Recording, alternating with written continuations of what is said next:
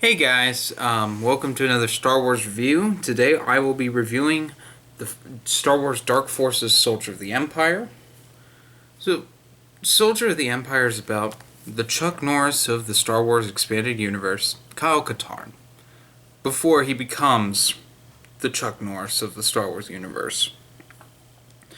For those of you who don't know, Dark Forces was a very successful first-person shooter Star Wars game.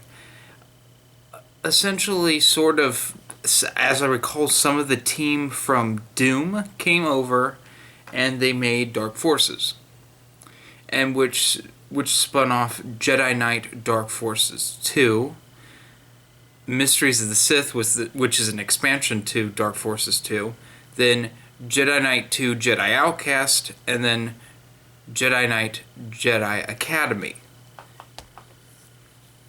But what people don't know is there's a trilogy of novellas done by Dark Horse Comics that are about Kyle Katarn and take place around the first two games, mostly around the second game. This one, though, is, from what I've gathered from my memory of the first game, a prequel to the first Dark Forces. In fact, the last chapter, I think, is the first mission in the original Dark Forces game. So, in this book, we actually start out with Kyle's dad, Morgan Katarn, and the Dark Jedi, Jarek.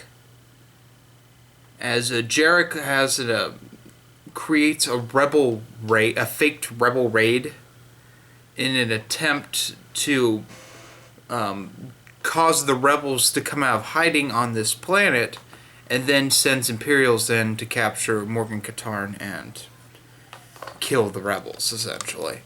And Morgan is beheaded, and we cut to Kyle, where Kyle, because he came from a poor family, enlisted in the Empire.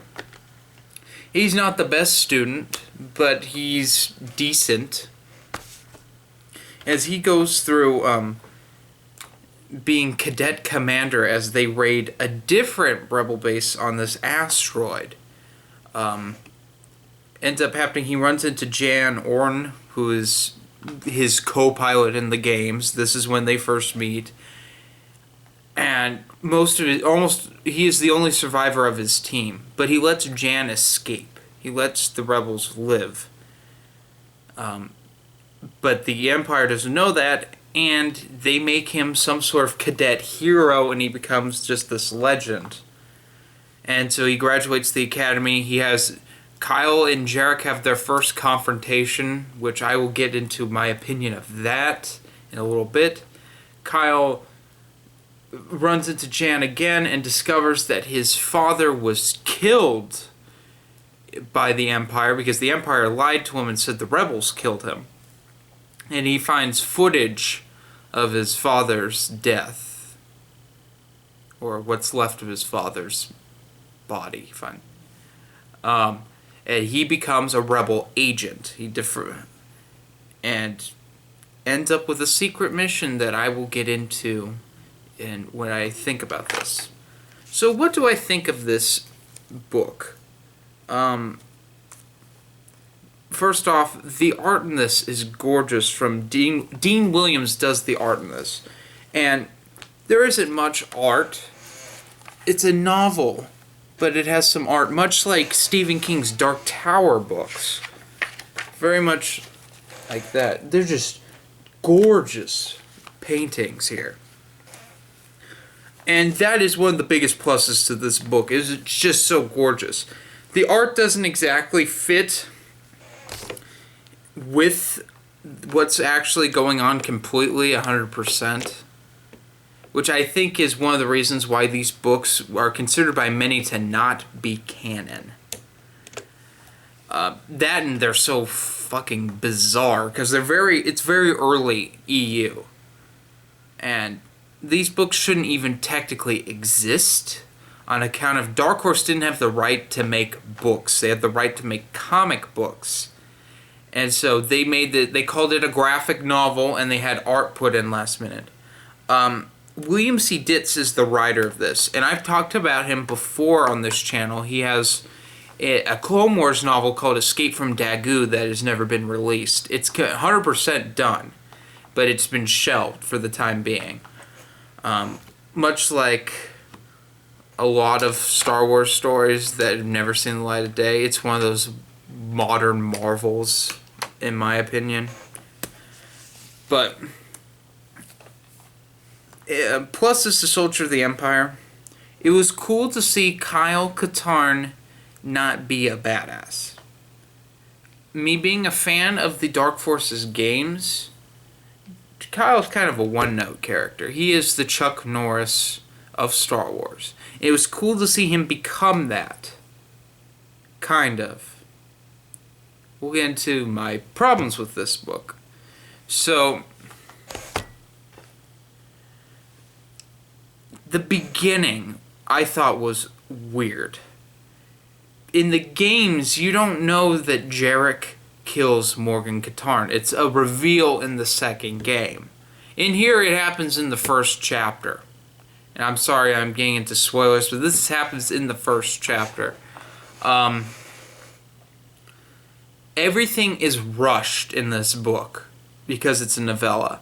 It's like William C. Ditz wrote a novel, and then they said, okay, well, we can't produce this novel. We can produce a novella, so please cut half of your book out.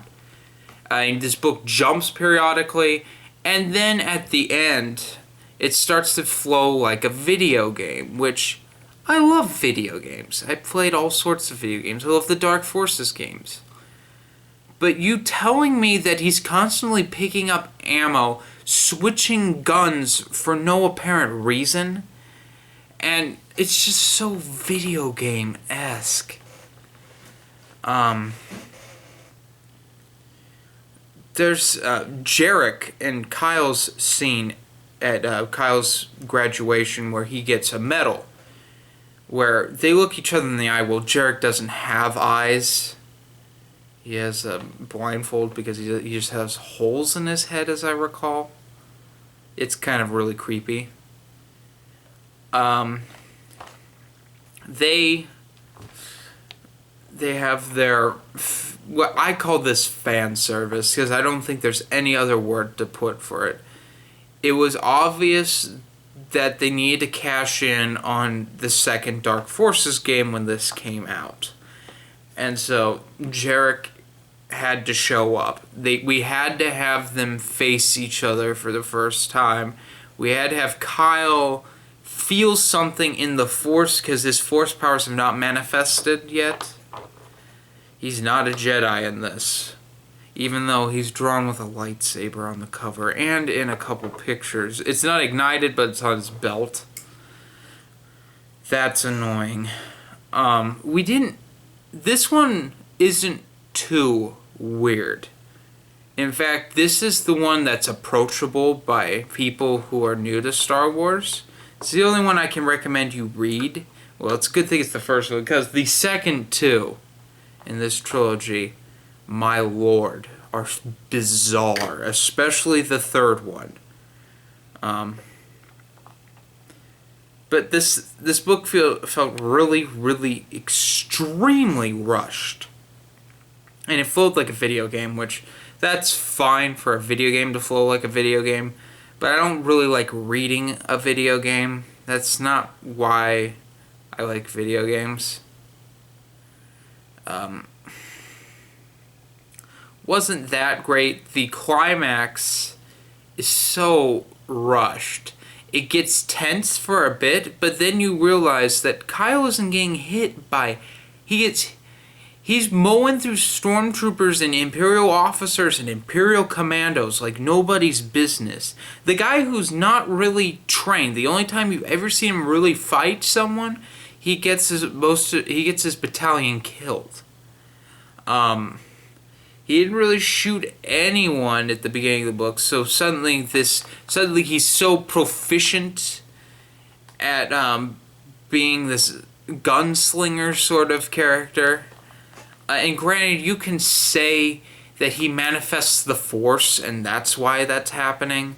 because he even says he uses the Force, kind of, which I interpreted as some sort of religious thing, not necessarily the Force, because he doesn't even know his dad's a Jedi yet, and that's common knowledge for Dark Forces. As I recall, Morgan Katarn is a Jedi, and he just hid it from his son in order to hide after Order 66. And it explains why Jarek hunts him down and kills him. Weird notes. A few characters show up that was just really strange from other things. Granted, Mon Mothma shows up, and she's a predominant character in the Dark Forces games, because she's the one that usually deals with Kyle Katarn, giving him missions or jobs, because he becomes becomes kind of a mercenary for the Republic. Well, the Rebellion and then the New Republic. That I expected. Their meeting was very lackluster, though. Lando shows up and plays, and basically he gambles with one of Kyle's cadet mates' dads, who's some sort of governor, which that was very throwaway. A fascinating one, Grand Admiral Thrawn shows up before he's Grand Admiral. That was interesting, and his he was the only one on the ship who didn't fear Jarek. And I mean, these are all brief little things. Like, these characters show up. Like, Lando says maybe a couple sentences in this whole book, and it's just brief. It's like, oh, Lando Calrissian was here. And there might have been more characters that I just didn't recognize because this book is so short and rushed. But it was interesting. Overall, what did I think? It wasn't bad. It wasn't great. I was very entertained. I loved the art. And specifically, I liked Kyle and Jan's sort of getting together thing, their partnership, their friendship blooming. They don't really have a love interest thing. It's just, not in this at least, it comes off as, I don't know. I want to say they are attracted to each other, but it's sort of more of a friendship thing, not friend zoned. I think it's mutual. They have a gigantic mutual respect for one another, and it's interesting. Would I read this again? Probably not. Was not that great. And now, get to my rating. Give this a 3.5 out of 5. It wasn't exactly completely mediocre. It did have some interesting moments in it, but overall, it was just very video game-esque, and it wasn't the weird Kyle Katarn stuff that I like, which I will get into soon enough when we get into Rebel Agent and then Jedi Knight. So how do you get these books? Well, because of the controversy of Dark Horse, what Dark Horse did with these weren't reprinted. In fact, the third one, when I get to reviewing that, is really hard to find. They have it in hardcover and paperback. Paperback's a little easier to find. This one isn't too bad, because this is the one they printed the most, so there's still a wide variety of these floating around. So, yeah, I paid, this retails at $25. I paid $18 for it. It's a little beaten up. I got this off of eBay because I wanted these in hardcover, because I always wanted these in hardcover. I saw these a long time ago in the store, and I'm like, I want these. But I didn't know what they were, so I didn't get them because I was a little boy. So yeah, that's my review of Soldier of the Empire. Join me next time when I review some more new canon, when I tackle Paul S. Kemp's Lords of the Sith.